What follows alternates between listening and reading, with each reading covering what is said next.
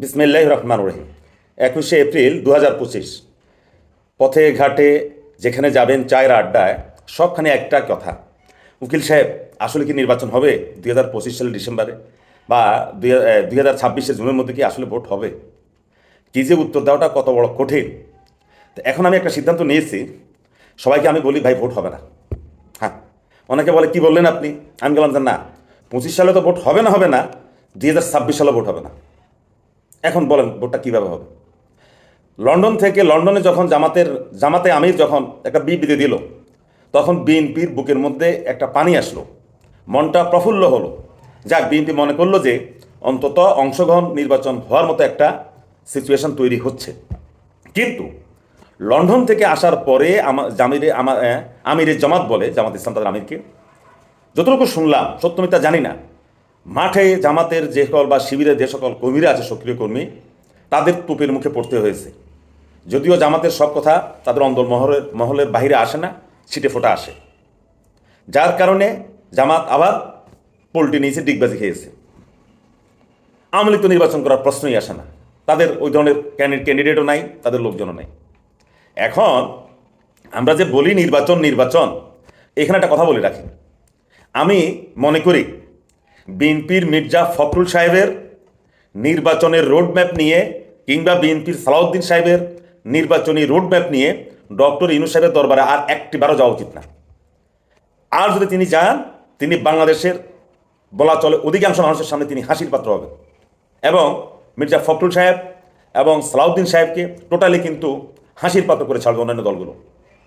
কারণ বিএনপি ছাড়া এখন আর কেউ নাই, নির্বাচনী মাঠে কেউ নাই। আপনারা বিএনপি ছাড়া অন্যান্য আওয়ামী লীগ তো এখন নিষিদ্ধ, অনেকটা নিষিদ্ধ। এই ছাড়া যতগুলো দল আছে আপনারা দেখবেন তাদের সক্রিয় কর্মীদের, সমর্থকদের ফেসবুকে তারা কী ধরনের তারা পোস্ট দেয়। নির্বাচনকে তারা একটা একটা ছেলে খেলা মতো মনে করে। এখন এই যে আমরা যে বলি একটা অংশগ্রহণমূলক নির্বাচন হবে, সবাই অংশগ্রহণ করবে, আগামী নির্বাচনে বিএনপি সাথে ফাইট হবে, জামাতের সাথে ফাইট হবে, চরমোনাইয়ের সাথে ফাইট হবে, অন্যান্য ইসলামী দলগুলোর সাথে। এবং অবস্থা এমন হতে পারে, যেটা টের পাচ্ছি, আবহাওয়া যেটা বলছে, যে নির্বাচনের এক সপ্তাহ আগে থেকে নির্বাচনের মাঠ থাকবে একদম উত্তপ্ত। যদি কোনো বর্ষাকালও নির্বাচন হয়, বর্ষার মধ্য নির্বাচনের মাঠ থাকবে উত্তপ্ত, শীতকালে হলেও মাঠ থাকবে উত্তপ্ত, অত্যন্ত আগুনের কুণ্ডের মতো। বিশ্বাস করেন আপনারা, এটা চিন্তা ভাবনা করে আমি কথাটা বললাম। এবং এই একটা নির্বাচনকে সুষ্ঠু গ্রহণযোগ্য করার জন্য যে ধরনের আমলা দরকার, সেই ধরনের আমলারা এখন নাই। প্রশাসনে কেউ বলে বিএনপির আমলা, কেউ বলে জামাতের আমলা, আবার কেউ বলে আওয়ামী লীগের শেখ হাসিনা রেখে যাওয়া প্রেতাত্মা আমলারা আছে। তাহলে প্রশাসনে আমরা দেখতেছি তিন ধরনের আমলা, তিন ধরনের চিন্তাভাবনা করবে। এবং তিন ধরনের আমলা প্রশাসনিকভাবে এক সিদ্ধান্তে আসতে পারবে না। বাংলাদেশে এখন যে পুলিশের মেরুদণ্ড নাই, আনসারের কোনো মেরুদণ্ড নাই। একটা নির্বাচনী কেন্দ্রের আশপাশে যদি যুদ্ধের মতো অবস্থা সৃষ্টি হয়, মারামারির অবস্থা সৃষ্টি হয়, সেখানে পুলিশ বাহিনীর নীরব দর্শকের মতো দাঁড়িয়ে থাকবে। আমি কথাটা বললাম। সেনাবাহিনীর কয়জন থাকবে? না, 1 থেকে 2 জন, কিছুই করতে পারবে না।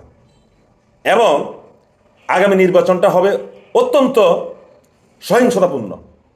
আমার কথা হয়তো অনেকে হাসতে পারেন যে আপনি কেন অগ্রিম বললেন। আমি বললাম এই কারণে, যতক্ষণ পর্যন্ত প্রশাসনের একটা শ্রেণীকে রাখতে হবে, হয় যে শ্রেণীটা, আমাদের যে শ্রেণীটা একচ্ছত্রভাবে ডক্টর ইউনূসের কাছে মাথা নত করবে, মানে ডক্টর ইউনূস সাহেবের প্রশাসনের কাছে মাথা নত করবে যে জি হুজুর, আপনি যা বলেন তাই শুনবো, আপনার জন্য আমরা প্রশাসনিকভাবে রক্ত দেব, জীবন দেব, যাই আছে আমরা তাই করব।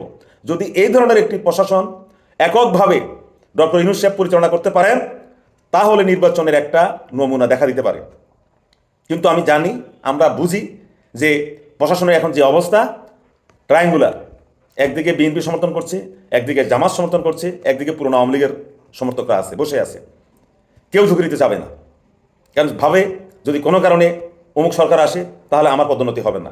আবার যদি কোনো কারণে নির্বাচন ভণ্ডুল হয়ে যায়, নির্বাচনটা কোনো কারণে না ঘুরে যায়, তখন আবার আমার প্রমোশন হবে না। এই নানান কিসিমের একটা সিমটম আমরা দেখতে পাচ্ছি। আর প্রশাসনের, সেনাবাহিনীর ভূমিকা তো রহস্যজনকে দেখছি।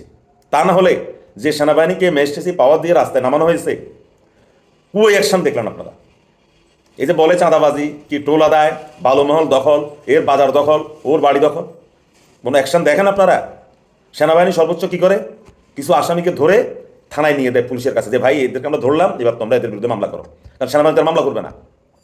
যেই কথা বলছিলাম, আজকে যদি সেনাবাহিনীর সেরকম একটা জিজ্ঞাসা মনোভাব থাকতো, ম্যাজিস্ট্রেসি পাওয়ার দেখাতো, তাহলে কিন্তু বাংলাদেশে এখন যারা এইভাবে নৈরাজ্য করছে এটা কমে যেত। যাই হোক, সার্বিক আলোচনা যেটা বলতেছি, 25 তো দূরের কথা, 27 সালে নির্বাচন হয় কিনা আপনি দেখেন। কারণ এখন সব অহিংস, কেউ কারো কথা শুনে না, কোথায় কোথায় রাস্তায় নেমে যায়, রাস্তা ব্যারিকেড, ব্লকেড, এইটা সেইটা, মানে জীবনটাকে একটা অস্থির করে তোলা হচ্ছে। এটা পরিকল্পিতভাবেই করা হচ্ছে। এখানে এই এই যে আমাদের যে জনজীবনে যে একটা অশান্তি সৃষ্টি করা হচ্ছে, এটাও কিন্তু নির্বাচন না হওয়ার জন্য একটা সিমটম। তো যাই হোক, যে কথা বলছিলাম, সার্বিক পর্যালোচনায় বিএনপির আর ডক্টর ইউনূস সাহেবের কাছে যাওয়া উচিত নয়, বরং বিএনপির সাংগঠনিক যদি কোনো দুর্বলতা থাকে, কোথাও কোথাও থাকে, গ্যাপ থাকে, বিএনপির উচিত ওই সাংগঠনিক গ্যাপটা, ওই ফাঁক ফোকরটা, ওই দুর্বলতাটা বিএনপি এটাকে মেকআপ করা, অর্থাৎ এটাকে লেভেল দেওয়া, দলটাকে সুন্দর একটা শৃঙ্খলার মধ্যে ফিরিয়ে নিয়ে আসা। ধন্যবাদ সবাইকে।